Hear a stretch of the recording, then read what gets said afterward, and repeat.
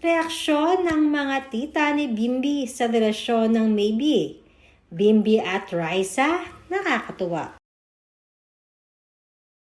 Sobrang kasiyahan nga ang dala ngayong araw ng Eat Bulaga para sa mga followers nito.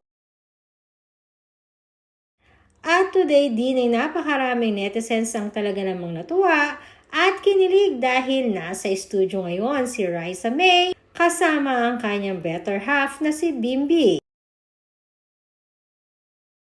Ayon nga sa mga netizens ay mukhang narinig na di umano ng Eat Bulaga ang napakaraming komento ng mga netizens.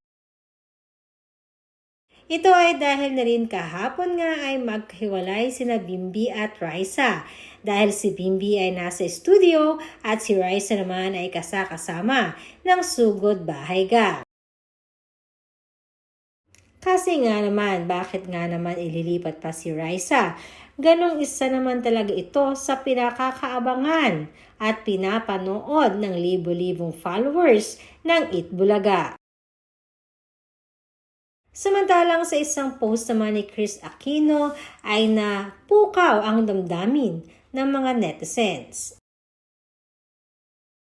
Dahil na-share muli nito ang kanyang journey patungo sa kanyang pinagdadaanan na sakit na lupus.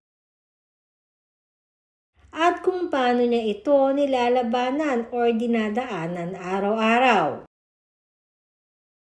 Naikwento rin ni Chris na talaga namang natutuwa siya dahil nakapasok na si Bimbi sa longest running noontime show na Eat Bulaga. Dahil sa patuloy na pinagpapartner nga si Raisa at Bimbi, ay hindi lang reaksyon ni Chris Aquino ang inaabangan ng mga netizens at followers si Bimbi at Raisa. Dahil kanina ngayong araw ay malaki naman or nakakagulat naman ang naging reaksyon ng mga kapatid ni Miss Chris Aquino na sina Balsi, Pinky at Viel.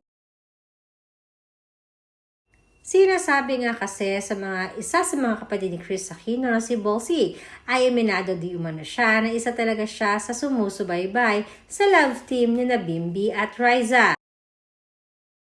Reaction pa ng tita ni Bimbi na si Balsi ay sobrang nakakatawa at nakakaaliw di umano si Raisa at si Bimbi.